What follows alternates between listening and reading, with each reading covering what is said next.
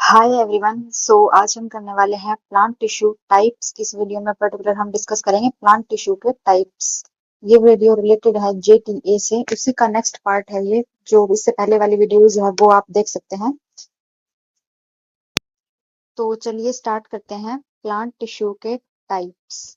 सो ये वाली जो वीडियो है, ये वीडियो देखने से पहले आप इससे पहले बोटनी का जो फर्स्ट पार्ट है वो जरूर देखिएगा। Plant tissue types. फर्स्ट है पादप उत्तक के प्रकार। प्लांट टिश्यू टाइप्स के बारे में हम इससे पढ़ेंगे। दो तरह का होता है, मेरिस्मेटिक और परमानेंट टिश्यू। पादप उत्तक दो तरह के होते हैं, मेरिस्मेटिक टिश्यू और परमानेंट टिश्यू। एपिकल, लेटरल और इंटरकैलरी, ये जो तीन पार्ट्स है ये है मेरिस्मेटिक टिश्यू के अंतर्गत आते हैं, ये वाले तीन पार्ट्स। और परमानेंट टिश्यू के दो पार्ट्स है, सिंपल और कॉम्प्लेक्स। मेरिस्मेटिक टिश्यू में हम देखेंगे, इनमें क्या होता है कि एबिलिटी टू डिवाइड होता है, यानी विभाजन की क्षमता होती है। इनके जो सेल्स है वो डिवीजन होता रहता है, तो इसलिए ये ग्रोथ में हेल्प करेंगे। यानी यहाँ पे क्या है, विभाजन की क्षमता है। इनकी वजह से क्या होगी, ग्रोथ होगी, सेल की ग्रोथ, तो प्लांट की ग्रोथ होगी इसमें। प्लांट ग्रोथ के लिए रिस्पॉन्सिबल होते हैं। और जो परमानेंट है इसमें क्या होता है कि सेल मैच्योर हो जाती है, तो सेल डिवीजन इसमें नहीं होता। और मेरिस्मेटिक टिश्यू से ही परमानेंट टिश्यू बनते हैं। जब मेरिस्मेटिक टिश्यू में सेल डिवीजन बंद हो जाता है तो वो एक परमानेंट स्टेज ले लेते हैं, जिसे परमानेंट टिश्यू कहते हैं। अब एपिकल, लेटरल और इंटरकैलरी के बारे में हम एक एक करके पढ़ेंगे। और ये वाला चार्ट भी आपको तभी समझ में आएगा जब हम आगे पढ़ लेंगे ना, उसके बाद गो थ्रू करना। अब ये दो तरह का होता है, सिंपल परमानेंट टिश्यू और कॉम्प्लेक्स परमानेंट टिश्यू। जो सिंपल है उसके भी फर्दर तीन पार्ट्स है, पैरेन्काइमा, कोलेनकाइमा और स्क्लेरेन्काइमा। और जो कॉम्प्लेक्स परमानेंट टिश्यू है उसके फर्दर दो पार्ट्स है हमारे, जो हम प्रीवियस क्लास में डिस्कस कर चुके हैं। कौन कौन से दो पार्ट्स है, जाइलम है और फ्लोएम है। जाइलम और फ्लोएम वाला जल, और फूड वाला ये लास्ट क्लास में ट्रिक बताई थी ना इसकी, जैसे जाइलम यानी जल, फ्लोएम यानी फूड। ये सब है पूरा, इसका एक ओवरव्यू था इस टिश्यूज का। ये सभी आपको नेक्स्ट आगे समझ में आएंगे, अभी हम पढ़ेंगे। तो चलिए नेक्स्ट शुरू करते हैं। पहले हम बात करेंगे मैरिस्मेटिक टिश्यू के बारे में। मैरिस्मेटिक और विभाज्य की उत्तक, जैसे कि नाम से ही समझ में आ रहा है, विभाज्य उत्तकी यानी कि जिनमें होगा विभाजन, यानी दो सेल तीन सेल में वो डिवीजन होता रहता है उनका। हिंदी में देखे तो सक्रिय रूप से विभाजित होने वाली कोशिकाएं, यानी कि विभाजित, यहाँ पे होगा डिवीजन, यानी फिर ग्रोथ में हेल्प रहेगी। एक्टिव सेल डिवीजन होता है यहाँ पे, ठीक है। ये तीन पार्ट्स का होता है, एपिकल वाला यानी शीर्षर्ध, लेटरल यानी पार्श्व, और इंटर कैलरी यानी कि अंतर्विष्ट। एक एक करके हम इन सभी के बारे में पढ़ेंगे। पहले देखते हैं एपिकल के बारे में। एपिकल यानी कि टॉप, शीर्ष, जड़े और तने के शीर्ष पर पाया जाता है ये।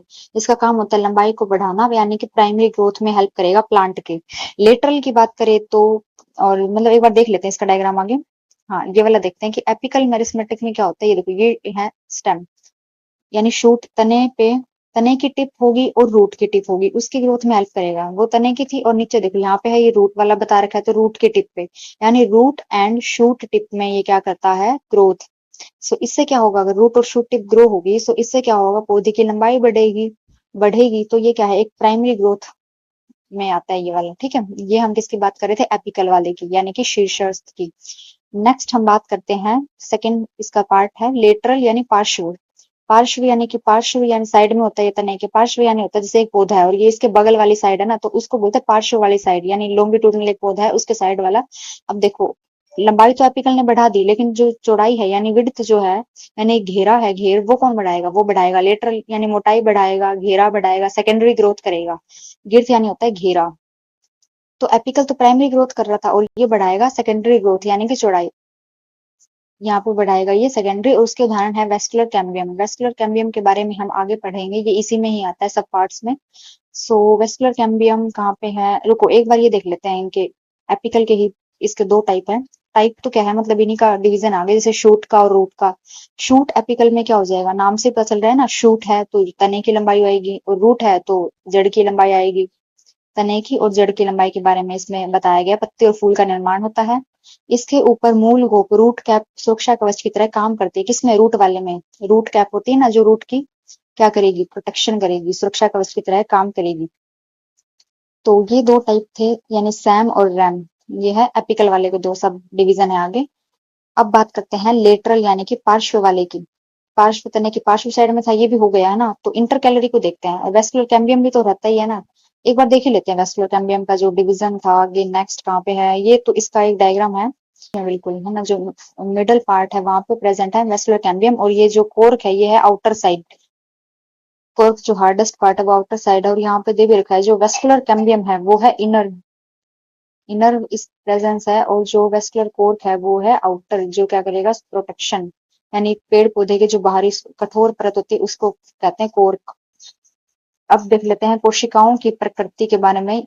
ये कोशिकाएं पतली भित्ति वाली और डेंस प्रोटोप्लाज्म वाली होती है। भित्ति कैसी होती है, पतली होती है इनकी जो सेल वॉल है। प्रोटोप्लाज्म कैसा होता है, डेंस होता है यानी केंद्रक वाली होती है, जिनमें वैक्यूल्स कम या अनुपस्थित होते हैं। वैक्यूल्स के बारे में पढ़ा था, यानी जो 90% ऑफ द वॉल्यूम सेल की कंटेन करते हैं। इसके कोर कंसेप्ट के बारे में देखें तो सेकेंडरी ग्रोथ यानी लेटरल वाली की बात हो रही है, जो सेकेंडरी ग्रोथ में हेल्प करता है, यानी पौधे में द्वितीयक वृद्धि करता है, जिससे तना और जड़ मोटे होते हैं। पार्श्व वाले की बात हो रही है, यानी कि लेटरल की यहाँ पे बात हो रही है। देखो एपिकल में प्राइमरी था, यहाँ पे सेकेंडरी ग्रोथ है, तने और जड़ की मोटाई। Apical primary, lateral secondary growth. और जो इंटर कैलोरी है वो भी प्राइमरी है। ये दोनों बेसिकली लेंथ को इंक्रीज करते हैं पौधे की। नेक्स्ट है लोकेशन। इसके लोकेशन की बात करें तो डाइकोट्स पौधों में और जिम्नोस्पर्म्स के तनों में और जड़ों के पार्श्व भाग में स्थित होता है, यानी कि जो साइड वाले में, पार्श्व यानी बगल वाला जो हिस्सा है उसको कह सकते हो। सेल डिवीजन की बात करें, कोशिका विभाजन की, इसकी कोशिकाएं मुख्य रूप से पेरिक्लाइनल रूप से विभाजित होती है, जिससे नए स्थायी ऊतक बनते हैं। यानी सेल डिवीजन जब बंद हो जाता है एक स्टेज पे आके, तो उसी से परमानेंट टिश्यू बनते हैं। नेक्स्ट है वेस्कुलर कैम्बियम, जो सामान्य कैम्बियम और कोर कैम्बियम जो हमने ऊपर देखे थे ना, तो उसी के बारे में ये कि यह चित्र के माध्यम मध्य भाग में था। मध्य भाग में कौन सा है, वेस्कुलर बंडल के बीच में है, यानी वेस्कुलर बंडल्स के बीच में कौन सा है, वेस्कुलर कैम्बियम। यह अंदर की ओर सेकेंडरी जाइलम और सेकेंडरी फ्लोएम, यानी सेकेंडरी जाइलम और फ्लोएम यानी अंदर और बाहर। कोर कैम्बियम की बात करें तो यह बाहरी छाल बार्क की परतों के निर्माण के लिए जिम्मेदार होता है, जो पौधों को बाहरी चोट और संक्रमण से बचाएगा। ये पौधा है, ये इसके बाहरी है ना, बाहरी आवरण, इसको बोल रहे हैं कोर्क, जो बाहरी इसकी सुरक्षा करता है, चोट और संक्रमण से बचाता है। इसका काम क्या है, इसका मुख्य काम है पौधे के तने को और जड़ की चौड़ाई या घेरे को बढ़ाना है।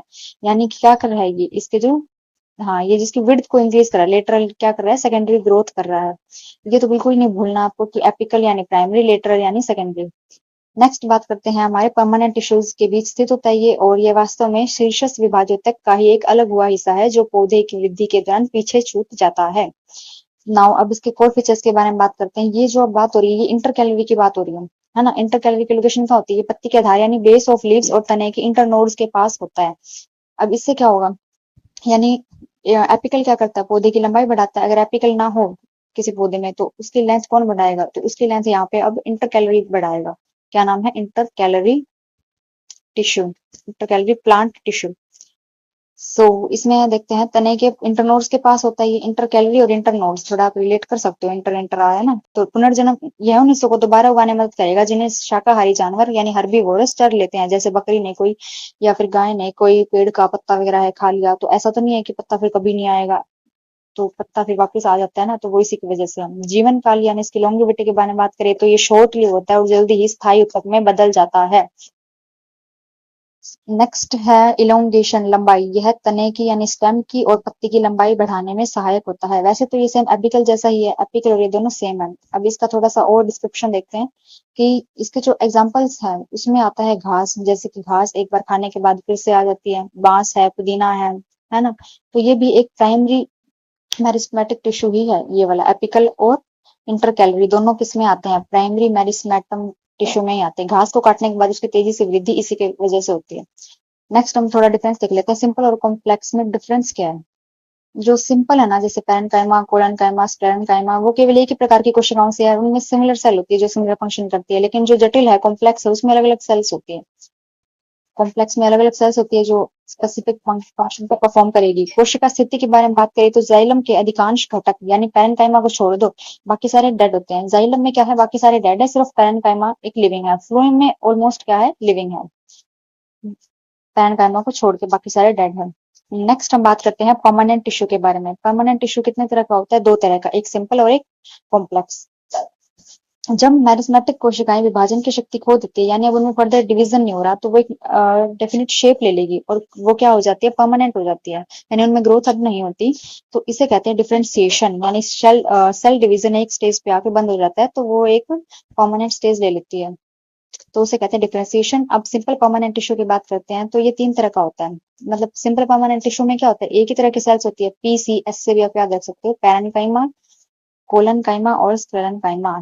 नाउ अब बात करते हैं पैरेन्काइमा। पैरेन्काइमा ये जीवित कोशिकाएं हैं जो भोजन के संचय और प्रकाश संश्लेषण का काम करती है।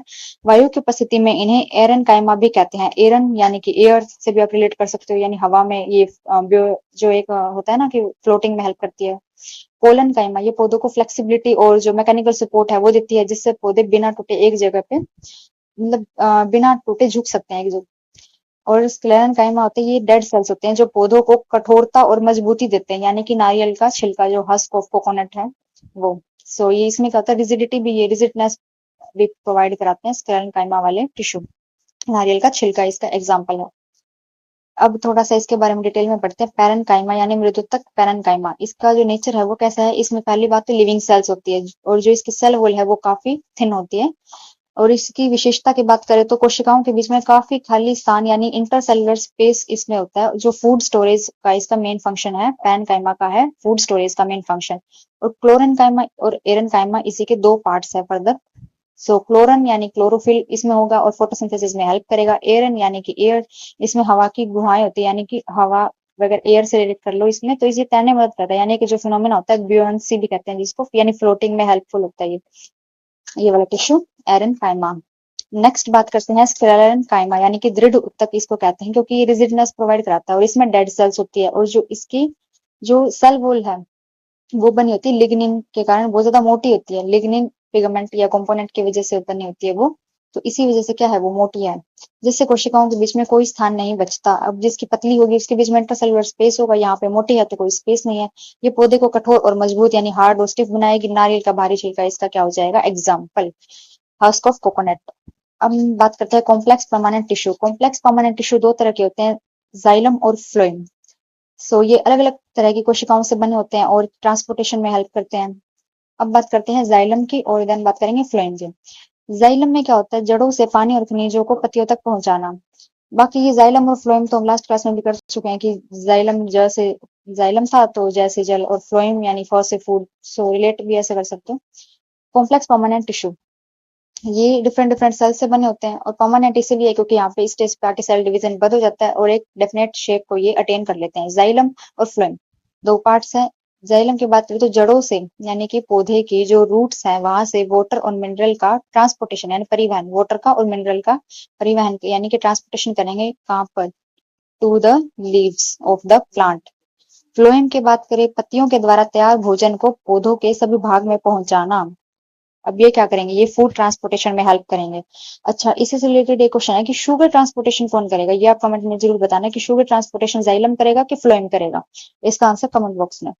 नेक्स्ट है कॉम्प्लेक्स परमानेंट टिश्यू का ही ये सेम ही है कि जाइलम और फ्लोएम है, ये आप पढ़ लेना, ये सेम ही है, ये वाली स्लाइड तो है ना। नेक्स्ट देखते हैं, इसी में आगे है भोजन को पौधे के सही भाग में पहुंचाना, ये काफी बार आ चुका है। अब थोड़ा सा क्विक रिवीजन लेते हैं कि जाइलम में क्या होता है, जड़ों से पत्तियों तक जल और खनिज का परिवहन करना, ये है टिश्यू और इसके फंक्शन, और ये है इसके कंपोनेंट्स। जाइलम जाइलम का है जड़ों से पत्तियों तक जल और खनिजों का परिवहन करना, ये रूट के थ्रू क्या होगा, वाटर मिनरल ट्रांसपोर्टेशन, जल और खनिज का। इसके कंपोनेंट्स वेरी वेरी इंपॉर्टेंट है कि ऑप्शन में आ सकते हैं चार कंपोनेंट्स, वाहिकाएं, ट्रैकियार्ड्स और वेसल्स, जाइलम, पैरेन्काइमा और जाइलम फाइबर, ये थे इसके पार्ट्स। नेक्स्ट है फ्लोएम। फ्लोएम फूड ट्रांसपोर्टेशन, पत्तियों में बने भोजन शर्करा को पौधों के अन्य भाग तक पहुंचाना। अब यहाँ पे लिखा भी आ गया शर्करा, अब यही तो आज का क्वेश्चन था कि शुगर ट्रांसपोर्टेशन में कौन करता है, तो आपको आंसर मिल ही गया होगा यहाँ से कि कौन करेगा, वो फ्लोएम करेगा। सीव ट्यूब्स यानी companion cells, phloem phloem, parenchyma और फ्लोएम फाइबर, ये है इसके फ्लोएम के कंपोनेंट्स। सो अब इसके बारे में क्विक रिवीजन टेबल, एक क्विक रिवीजन कर लेते हैं जल्दी से कि सेल दिए गए हैं अलग अलग, पैरेन्काइमा सेल की पोजीशन दी गई है यहाँ पे, सिचुएशन इसमें पैरेन्काइमा में लिविंग, कोलेनकाइमा में लिविंग और स्क्लेरेन्काइमा में कैसी होती है डेड, जैसे हमने हस्क ऑफ कोकोनट में पढ़ा था। और जो इसकी सेल वॉल है वो काफी क्या होती है, पतली होती है, इसकी कोनों पर मोटी होती है और इसकी बहुत मोटी होती है, लिग्निन पिगमेंट से बनी होती है, सेलुलोज से बनी होती है, और ये वाली पैक्टिन से और स्क्लेरेंकाइमा की बनी होती है लिग्निन कंपोनेंट से। इसका जो मेन काम है किसका, पैरेन्काइमा का, वो है फूड को स्टोर करना, और कोलन यानी फ्लेक्सिबिलिटी कोलगेट की तरह, और स्क्लेरन यानी कि स्ट्रेंथ, एस से स्क्लेरन, और इसमें ज्यादा स्पेस होता है, इसमें बहुत कम, और इसमें होता ही नहीं। और परमानेंट टिश्यू वैसे होते क्या, डेफिनेशन वैसे तो मैंने बताई दी, लेकिन एक बार आप इसको पढ़ सकते हो कि स्थायी ऊतक उन कोशिकाओं से बने होते हैं जो अपनी विभाजन की क्षमता खो चुके होते हैं, यानी अब उनमें डिवीजन फर्दर नहीं होगा। सो वो एक डेफिनेट शेप, एक स्वरूप यानी स्पेसिफिक फंक्शन करने शुरू कर देते हैं और एक डेफिनेट शेप अटेंड कर लेते हैं।